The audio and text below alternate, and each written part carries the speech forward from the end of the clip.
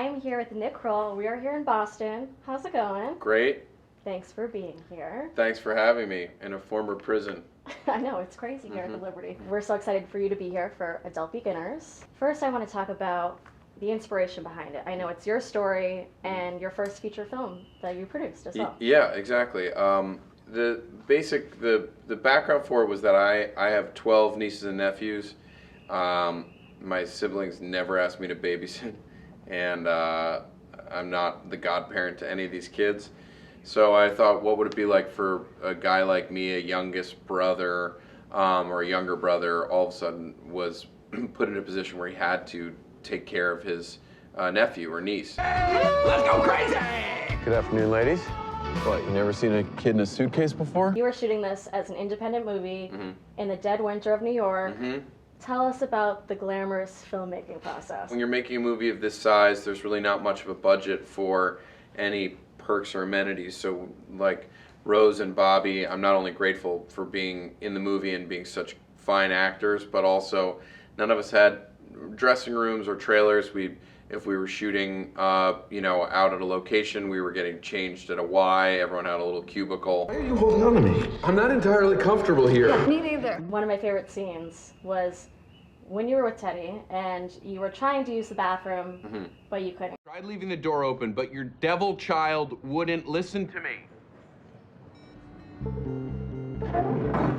Don't climb up there. Teddy, please, just give me 1 minute. Teddy, it's fragile. I know you think this is hilarious, but this is one of the more embarrassing events of my life. It was weird to be bare-assed running around in front of an entire crew of people. I know. How long did it take to shoot that scene? Probably too long. They made me shoot it for like 7 or 8 days. That's amazing. Good producers. There weren't even cameras there for most of it. How much money would I have to pay you to wear a Red Sox hat? Not very much. I don't have much allegiance. I mean, I'll happily wear a Red Sox hat knowing that I'm a Met fan, and I was at Game 7. Little roller up along first, behind the bag, it gets through Buckner.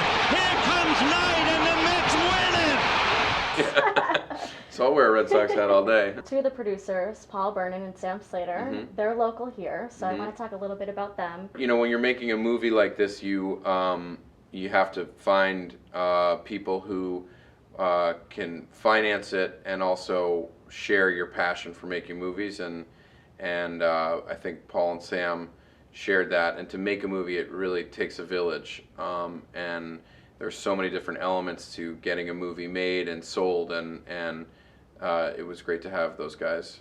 You've spent over 3 years in the process of making this movie.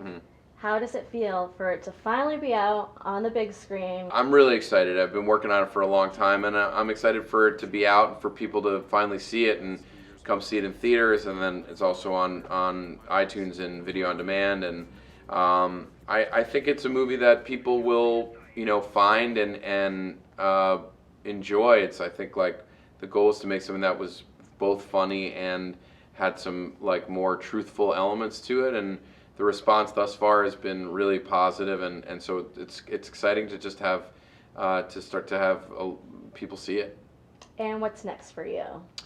I've shot a couple movies this year, smaller movies, and probably gonna go make some produce and act in some TV stuff, and I'll probably just be hanging out outside Fenway selling Manny wigs. I have a bunch of Manny Ramirez wigs that I'm still trying to get rid of. It's the dreadlock era Manny beards, like from whenever a couple years ago when the whole team had beards. And I got a bloody sock. I got Schilling's bloody sock. So that's kind of what I'm doing next. So if you want, I could really use the cash.